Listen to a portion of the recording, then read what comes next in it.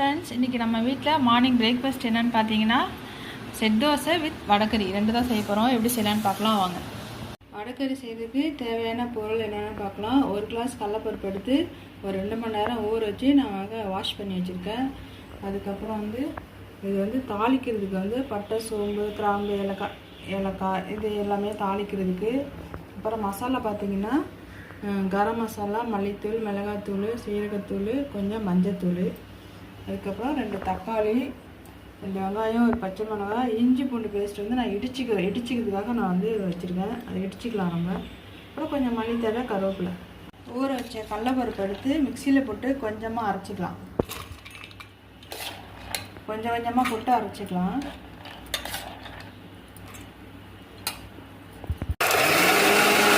இப்போ அதோட சேர்த்து 2 வரமிளகாய் போட்டு இந்த அளவுக்கு அரைச்சிக்கிட்டா போதும். இப்போ இந்த அளவுக்கு நம்ம அரைச்சி வச்சுருக்கோம். இதை இப்போ தோசைக்கல்லில் போட்டு தட்டி எடுத்துக்கலாம். கொஞ்சமாக ஆயில் போட்டு தட்டி எடுத்துக்கலாம். நான் எப்படின்னு சொல்கிறேன் பாருங்கள்.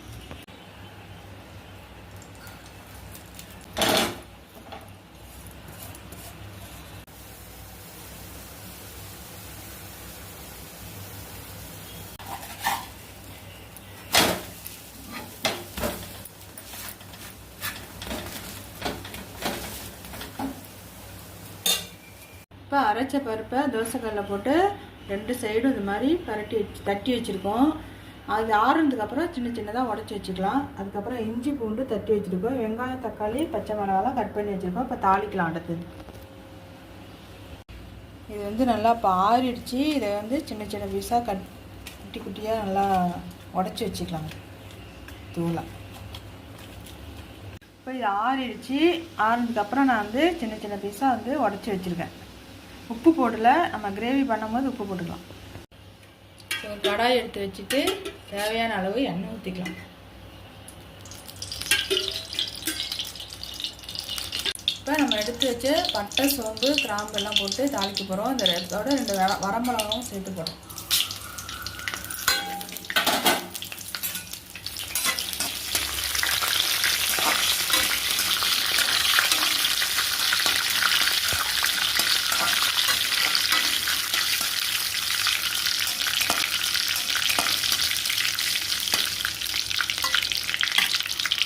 அடுத்தது தட்டி வச்ச இஞ்சி பூண்டு போட்டுக்கலாம்.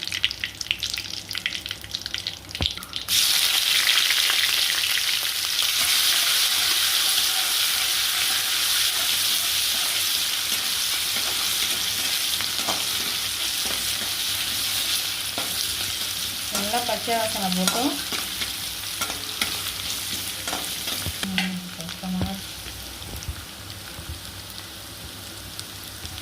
அடுத்தது கட் பண்ணி வச்ச வெங்காயம், பச்சை மிளகாய், கருவேப்பிலை போட்டு தாளிக்கணும். கட் பண்ணி வச்ச வெங்காயத்தை போட்டு நல்லா வதக்கிக்கலாம்.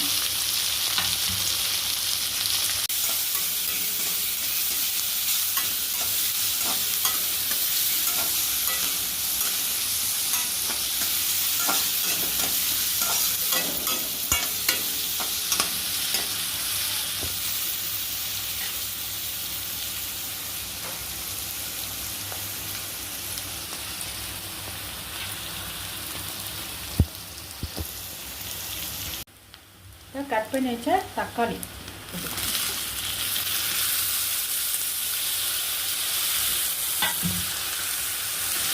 இது போட்டு தக்காளி நல்லா குழைய வைக்கணும். அப்போதான் உங்களுக்கு கிரேவி சாதம் நல்லா கிடைக்கும்.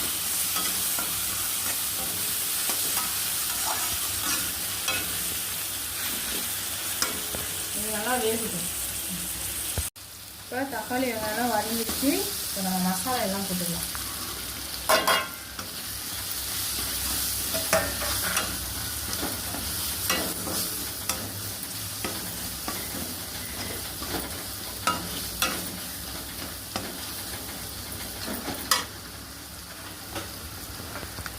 மசாலா, வெங்காயம், தக்காளி எல்லாமே நல்லா வதங்கி எண்ணெயில் வதங்கி வந்துச்சு பாருங்கள். இந்த அளவுக்கு கொஞ்சமாக நம்ம தண்ணி ஊற்றிக்கலாம். கிரேவி எவ்வளவோ அதுக்கு தகுந்த மாதிரி தண்ணி ஊற்றிக்கலாம்.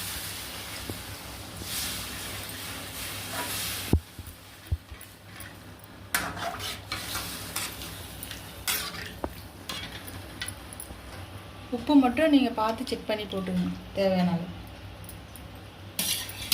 இப்போ வந்து நல்லா கொதிச்சுட்டு இந்த அளவுக்கு தண்ணி இருந்தால் போதும், வற்றினா போதும்.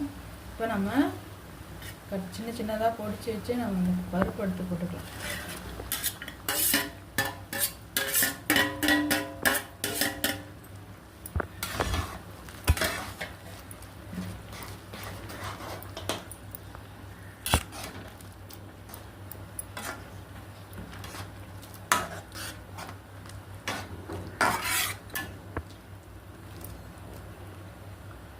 இந்த பருப்பு வந்து எண்ணெயிலையும் பொரிச்சு எடுப்பாங்க. நம்ம எண்ணெய் வெயில் டைம்ங்கிறதால எண்ணெய் வேணாம், அதனால தான் நான் வந்து தோசைக்கல்ல போட்டு எடுத்துருக்கேன். உங்களுக்கு வேணால் ஒரு எண்ணெயில் போட்டு ஒரு அரைப்பாதம் வேணாலும் நீங்கள் பொரிச்சு எடுத்துக்கலாம். ரொம்ப மொறுமொறுன்னு வேகக்கூடாது, அரைப்பாதம் இருந்தால் போதும். நான் இப்போ தோசைக்கல்ல தான் போட்டு எடுத்துருக்கேன். செட் தோசை தான் ஊற்றுக்கிறோம், ஊத்தப்பம் மாதிரி ஊற்றிக்கலாம்.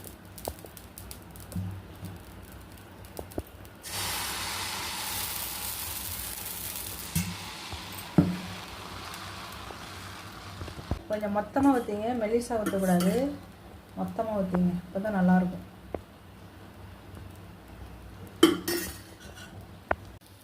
இப்போ தோசை வெந்துருச்சு. இது வந்து ஒன் சைடு தான் வேகணும், 2 சைடு திருப்பி போடக்கூடாது, ஒன் சைடு வந்தால் போதும். இது பிளேட்டில் வச்சுக்கலாம். இப்போ கிரேவி தான் வந்துருச்சு. நீங்கள் கொத்தமல்லி தயார்.